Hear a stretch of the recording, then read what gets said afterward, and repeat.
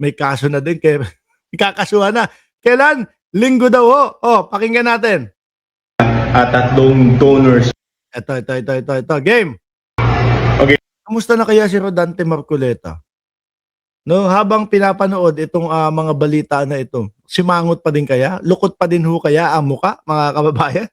Here's what we know so far. Inanunsyo ni Ombudsman Jesus Crispin Remulla na maghahain na sila ng kasong plunder ngayong linggo laban dito kay Senador Rodante Marcoleta at 3 donors niya, including si dating Congressman Mike Defensor. Ito ay pati si Defensor. Ayan na. Sino po ang kawawa dito, mga bossing? Bukod kay Rodante Marcoleta at kay Defensor na makakasuhan na, sino pa po yung mga susunod na kawawa dito? Alam niyo na po kung sino, di ba? Di yung 18 marites po, mga kababayan. Kasi etong mga tao, alam naman po natin, yan ang mga nasa likod ng 18 marites. Ang aatupagin na po niyang mga yan, wala pong iba, kundi yung mga sarili-sarili nilang kaso. Ngayon, may mga nagkakaso na din doon sa 18 marites. Nandiyan nagkaso si Erwin Tulfo, nagkaso yung ibang mga congressman sa kanila na paano po yung 5 million na sinasabi na natanggap po nila?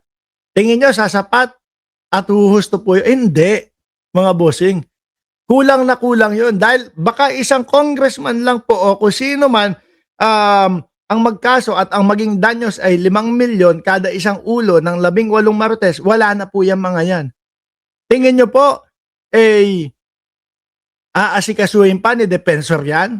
Tingin nyo po, magbibigay pa, mag-share pa sila baligod ng pera para pandanyo sa perwisyon nila doon sa ibang mga tao na siniraan nila.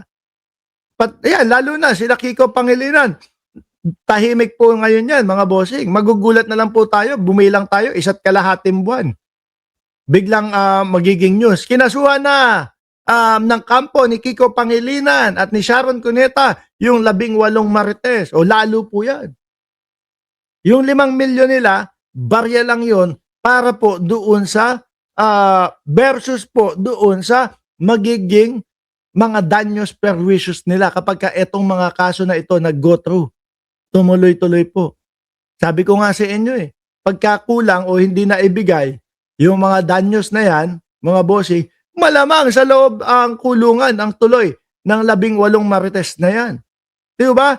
At habang nasa loob sila ng kulungan, ay naku po, baka yung mga esmi nila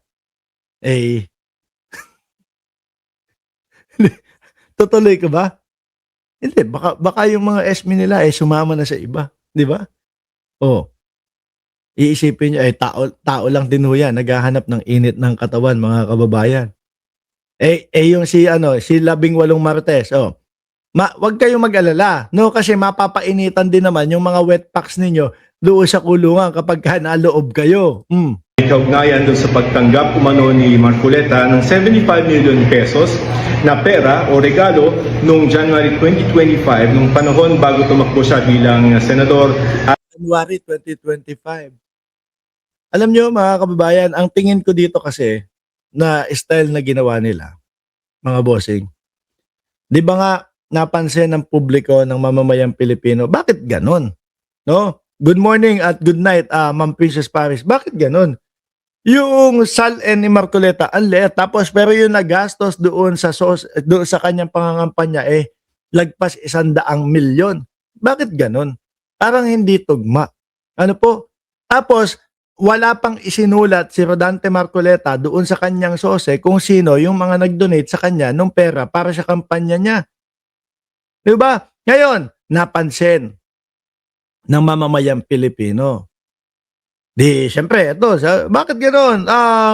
Sinabi sa sose, isulat mo, si Rodante pumunta doon sa Net25, nagsalita doon. No? Nagsalita doon, sabi, ano ba pangalan nung kausap niya lagi doon, yung kautuan niya doon? No? Jen, pero naman talagang mga nag-donate sa akin, mga kaibigan ko. No? Ito po, kumbaga, para maiiwas yung sarili nila o yung sarili niya doon sa mismong pwedeng madiskwalipika bilang senador. Kaya lang, nangyari yan, bago pa lang maging eleksyon. Ayan, kagaya niyo sinasabi, January daw po. Sandali lang. Tumatanggap ka ng regalo, no? Magkano? 75 million sa panahon nang hindi pa naman pala election. Diyan po nayari, mga bossing, at mas lumala pa po, plunder ang kaso. Kayo po, sino po ang makapagbibigay kay Mark Ramos ng 1 million 500,000 na lang, pero walang kapalit ha.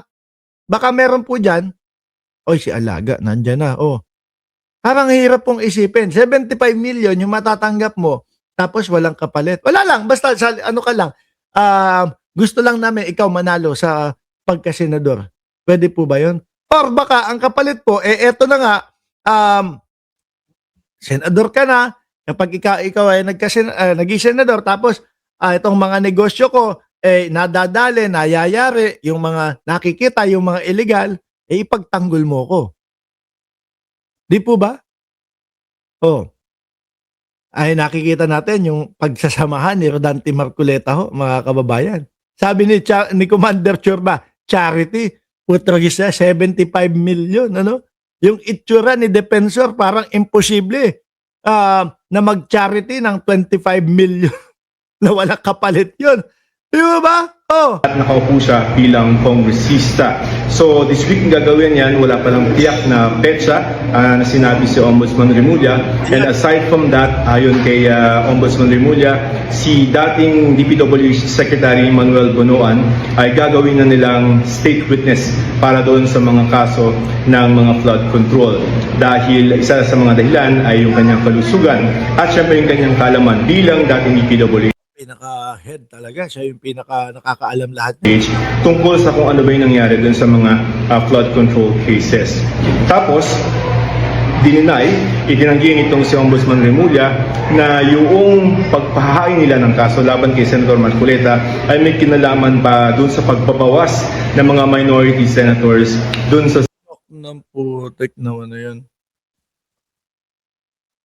Yan na naman yung sinasabi nila. Kagaya nung sinasabi ni Rodante Marcoleta, kung akala nila, mapapatahimik nila ako, nagkakamali po sila. Ganun.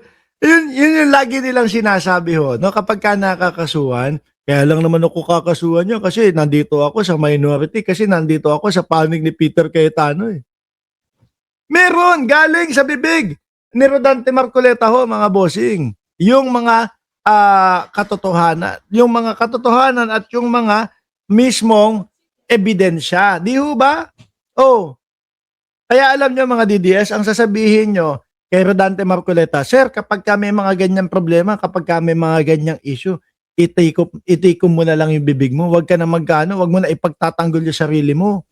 Kasi the moment na nagsalita si Marcoleta at ipagtanggol yung sarili, mas lalo pa pong lumalala Mas lalo pa pong nadidiin siya. Kagaya nito, mismong sa sarili niyang bibig siya nahuli. No? Na hindi pa eleksyon, tumatanggap ng mga regalo kagaya ng mga 75 million. Senate. So sabi niya, walang kinalaman yan dun sa kanilang pag-file ng mga cases and even dun sa mga kaso ni mga pending na mga investigation laban kay Senator Joel Villanueva at saka Senator Chis Escudero. Wala daw deal ang ombudsman sa dalawang senador na kapalit ng kanilang paglipat sa ng kampo ay yung hindi na paghahain ng kaso laban sa kanila. In fact, sabi ni Ombudsman Remulla, ongoing yung preliminary investigation laban dito kay Senator Chis Escudero and Senator Joel Villanueva. Hanggang ngayon, tuloy-tuloy din pala yung kay Joel Villanueva at yung kay Chis Escudero. So nasa PI level pareho. At aside from that, sasampahan din, meron din preliminary. Ni Jack Joaquin, parang awa mo na, Senador. 2K, Marcoleta, wag mo lang haluan ng bulok ang mga matitinong Win Gatchalian. Totoo. Totoo naman po, simula po nung si Rodante Marcoleta ay maging senador po, mga kababayan. Diba? Parang bumantot yung Senado. Parang nawalan talaga ng tiwala ang mamamayang Pilipino simula ng si Rodante Marcoleta ay mapunta sa Senado ho, mga bossing. Di ba? Tapos dagdagan mo pa nung pagiging Senate President ni Alan Peter Cayetano. Lalo pong nalugmok ang Senado.